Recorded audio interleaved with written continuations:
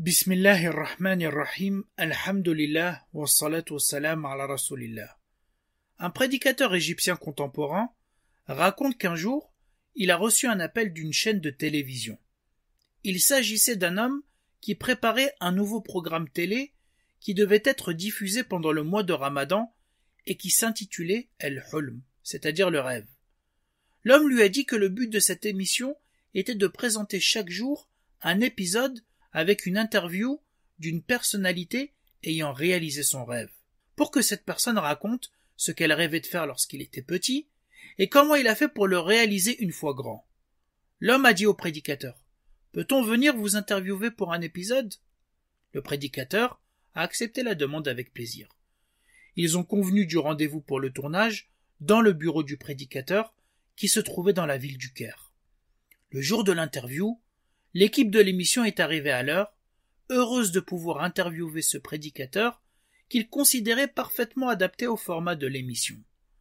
Ils ont donc installé l'éclairage et les caméras, puis, au bout de 2 heures, tout était prêt pour le tournage. La présentatrice s'est assise et a commencé l'émission. Chers téléspectateurs, chères téléspectatrices, voici notre invité de l'épisode de ce soir. Et elle a présenté le prédicateur et la fondation qu'il dirige dans le cadre de sa prédication. Elle a exposé le but de l'émission, c'est-à-dire que l'interviewé parle du rêve qu'il avait lorsqu'il était jeune, puis comment il a pu le réaliser pour que les jeunes profitent de son expérience. La présentatrice s'est aussitôt adressée au prédicateur pour lui souhaiter la bienvenue, puis elle a posé la première question de l'interview. « Cher monsieur, pouvez-vous dire aux téléspectateurs quel était votre rêve lorsque vous étiez jeune ?» Le prédicateur a répondu: « J'ai toujours rêvé d'être médecin depuis tout petit, pour soigner les gens et soulager leurs douleurs. » La présentatrice lui a dit: « Pouvez-vous raconter aux gens comment vous avez pu réaliser votre rêve ?» Il a répondu d'une manière surprenante: « Mais je n'ai pas réalisé mon rêve. » La présentatrice, déroutée par cette réponse, lui a dit: « Excusez-moi ?» Le prédicateur lui a rétorqué: « Vous voyez bien que je ne suis pas médecin, donc mon rêve ne s'est pas réalisé. » La présentatrice confuse a regardé le prédicateur sans pouvoir continuer l'interview. Le réalisateur de l'émission s'est exclamé: « Coupez! Arrêtez les caméras !» Très en colère, il s'est approché du prédicateur et lui a dit: « L'équipe de tournage vous a-t-elle appelé? Et est-ce qu'elle vous a expliqué l'idée du programme ?» Il a répondu: « Oui, bien sûr, ils m'ont appelé et m'ont bien expliqué le but de l'émission. » Le réalisateur lui a dit: « Très bien, quel était votre rêve alors ?» Il lui a répondu d'être médecin. Le réalisateur lui a demandé: « Ce rêve s'est-il donc réalisé ?» Le prédicateur lui a dit: « Non, il ne s'est pas réalisé. » Le réalisateur a alors dit: « Si votre rêve ne s'est pas réalisé, pourquoi vous nous avez fait déplacer avec tous les coûts et toute la préparation que cela engendre, alors que votre rêve ne s'est jamais réalisé ?» Le prédicateur lui a répondu: « Parce que c'est le message que je souhaite transmettre. C'est qu'il n'est pas nécessaire de réaliser ton rêve pour réussir. Il est possible qu'Allah ait un autre plan pour toi qui est bien meilleur que le rêve que tu avais. » Il a continué en disant: « Être médecin n'était pas seulement un rêve lorsque j'étais jeune. C'est mon rêve jusqu'à présent. Mais ce rêve ne s'est pas réalisé. Et plus le temps passe, plus il devient clair pour moi que ce rêve ne se réalisera pas. Mais je considère que j'ai réussi sur d'autres aspects qui n'étaient pas ce dont je rêvais. Il est possible que les domaines où j'ai réussi soient aussi utiles aux gens que d'être médecin, et que mon activité de prédicateur allège non pas les douleurs corporelles, mais les souffrances psychologiques et spirituelles. » Le prédicateur a alors dit au réalisateur de l'émission: « Lorsque vous présentez un programme dans lequel vous vous concentrez sur la réalisation du rêve comme mesure du succès et de la réussite, dans un pays où la plupart des gens ne réalisent pas leurs rêves, vous êtes en train de décourager les gens, parce que le message que vous leur envoyez, c'est que vous êtes des échecs car vous n'avez pas réalisé vos rêves. Alors que la réussite n'est pas uniquement dans le fait de réaliser son rêve. » Le prédicateur a continué en disant: « Quel était le rêve de notre prophète Noé alayhi salam? Est-ce que ce n'était pas que son peuple croit en son message? Alors que le Coran nous dit: « Wa ma amana ma'ahu illa qalil » ceux qui avaient cru en lui étaient peu nombreux. Pourtant Nuh alayhi salam a-t-il réussi ou pas? Non seulement il a réussi, mais il fait partie des 5 messagers qui ont le plus réussi parmi les messagers doués de résolution. Il est considéré comme ayant réussi sans avoir réalisé son rêve. Y a-t-il un plus grand succès et une plus grande réussite que d'avoir son nom évoqué dans le Coran plus de 30 fois, et qu'une sourate entière porte son nom? Y a-t-il un plus grand succès que d'être élu et choisi par Allah? Le Coran dit, certes Allah a élu Adam, Noé, la famille d'Abraham et la famille de Imran au-dessus de tout le monde. Y a-t-il un plus grand succès que de recevoir les éloges de son Seigneur? Allah subhanahu wa ta'ala dit, ô vous les descendants de ceux que nous avons transportés dans l'arche avec Nour. Celui-ci était vraiment un serviteur fort reconnaissant. En entendant cela, le réalisateur a été convaincu des propos du prédicateur et il a demandé à son équipe de rallumer la caméra pour reprendre l'entretien et permettre au prédicateur de délivrer ce beau message. Cette histoire nous rappelle la définition véritable de la réussite. Lorsque l'on regarde le Coran, on voit que la réussite et le succès véritable sont reliés au but pour lequel on a été créé, c'est-à-dire l'adoration d'Allah unique et la purification de l'âme afin d'obtenir la récompense de l'au-delà. Allah subhanahu wa ta'ala dit وَنَفْسٍ وَمَا سَوَّاهَا فَأَلْهَمَهَا فُجُورَهَا وَتَقْوَاهَا قَدْ أَفْلَحَ مَنْ زَكَّاهَا وَقَدْ خَابَ مَنْ دَسَّاهَا. Et par l'âme, et celui qui l'a harmonieusement façonné, et lui a inspiré à la fois sa capacité à faire le mal et sa capacité à faire le bien. Et Allah subhanahu wa ta'ala dit, a certes réussi celui qui a purifié son âme, et il a certes perdu celui qui a corrompu son âme. Et Allah subhanahu wa ta'ala dit dans un autre verset, ceux qui croient et accomplissent les bonnes œuvres auront des jardins sous lesquels coulent les ruisseaux, ذَلِكَ الْفَوْزُ الْكَبِيرُ. Cela est le grand succès. Ainsi, la personne peut vivre une bonne vie s'il est en accord avec le but de sa création.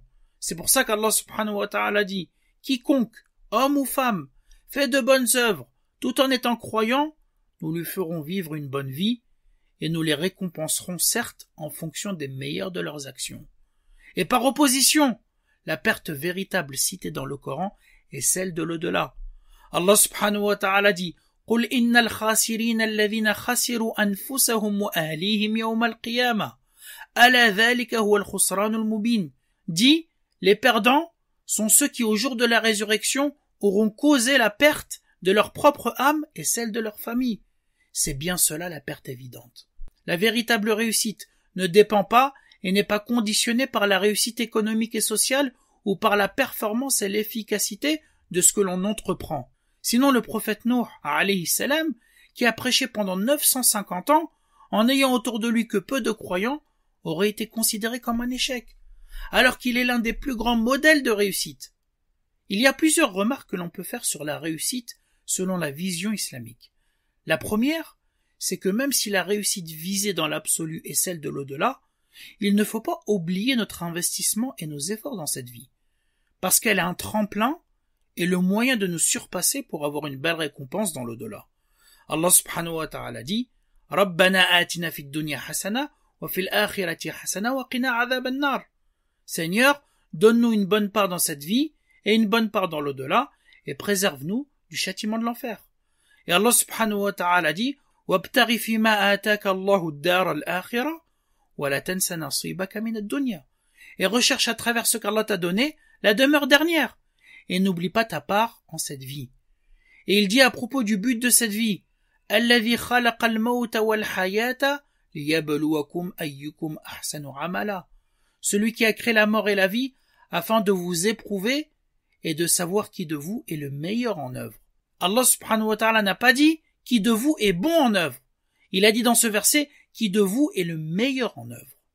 La deuxième remarque, c'est qu'il est important que le croyant ait de l'ambition dans cette vie et qu'il vise haut en utilisant ses compétences dans le bien.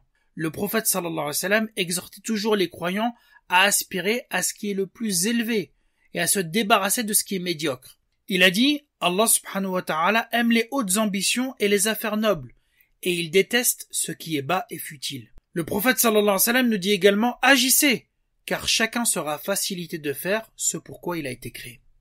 Mais l'erreur est de relier ses ambitions à un seul rêve, à un seul projet. Si Allah subhanahu wa ta'ala ne te permet pas de réaliser ce rêve, que vas-tu faire? Arrêter les efforts et contester le décret divin? Sûrement pas. Ce n'est pas la bonne attitude. L'être humain est faible. Il pense que son intérêt se trouve ici ou là, alors qu'en réalité, il est ailleurs. Il faut toujours s'en remettre à lui, même dans ce que l'on pense être le mieux pour nous. Si tu réalises ton rêve en gardant tes valeurs et tes principes, alhamdulillah. Par contre, si tu n'y arrives pas, tu fournis des efforts pour qu'Allah subhanahu wa ta'ala te facilite un autre chemin. Persévère donc et oriente-toi vers ce qui correspond le plus à tes capacités. Invoque abondamment Allah et consulte-le pour faire les bons choix. Et place ta confiance en lui et attache-toi aux principes de ta religion coûte que coûte. Et n'oublie pas les 3 versets suivants. Le premier où Allah subhanahu wa ta'ala dit وَالَّذِينَ جَاهَدُوا فِينَا لَنَهْدِيَنَّهُمْ سُبُلَنَا وَإِنَّ اللَّهَ لَمَعَ الْمُحْسِنِينَ. Et quant à ceux qui fournissent les efforts pour notre cause, pour la religion, nous les guiderons certes sur nos sentiers, sur le droit chemin. Allah est en vérité avec les bienfaisants. Le deuxième verset où Allah subhanahu wa ta'ala dit وَمَا يَتَّقِ اللَّهِ يَجْعَلْ لَهُ مَخْرَجًا وَيَرْزُقْهُ مِنْ حَيْثُ لَا يَحْتَسِبُ وَمَن يَتَوَكَّلْ عَلَى اللَّهِ فَهُوَ حَسْبُهُ. Et quiconque craint Allah, il lui donnera une issue favorable et lui accordera sa subsistance, ses dons, par des moyens sur lesquels il ne comptait pas. Et quiconque place sa confiance en Allah, Allah lui suffit. Et le troisième verset où Allah subhanahu wa ta'ala dit « Il se peut que vous détestiez une chose alors qu'elle est un bien pour vous, et il se peut que vous aimiez une chose alors qu'elle est un mal pour vous. C'est Allah qui sait, alors que vous ne savez pas. » Troisième et dernière remarque, il faut prendre garde de ne pas tomber dans les travers de notre société, qui dictent aux gens, entre guillemets, les métiers qui auraient plus de valeur que d'autres. Par exemple, un certain nombre de jeunes de banlieue, lorsqu'on les interroge sur ce qu'ils veulent devenir lorsqu'ils seront plus grands, ils répondent acteurs, chanteurs, footballeurs. La première chose que l'on peut dire, c'est que ces 3 domaines sont réservés à une poignée de gens. Très peu pourront devenir footballeurs professionnels. Très peu pourront accéder au métier du cinéma. Et peu de gens connaîtront un succès musical. Mais au-delà du succès mondain et de la performance, est-ce que ces domaines sont véritablement valorisants? Regardez ce que prônent par exemple un certain nombre de rappeurs et de chanteurs. Ils font l'apologie du crime, de l'alcool et de l'argent. Est-ce qu'on peut appeler ça une véritable réussite? Regardez ceux qui sont dans le monde du spectacle. Combien d'entre eux ont eu le courage de dénoncer les crimes à Gaza, de prendre position sur des enjeux politiques importants et de défendre leurs principes et leurs valeurs? La plupart, malheureusement, ne sont là que pour divertir les masses et les détourner des véritables problématiques. Il est donc essentiel de valoriser ce que notre religion valorise et de ne pas tomber dans le piège de la réussite immédiate et illusoire qui détourne l'être humain du but noble pour lequel il a été créé.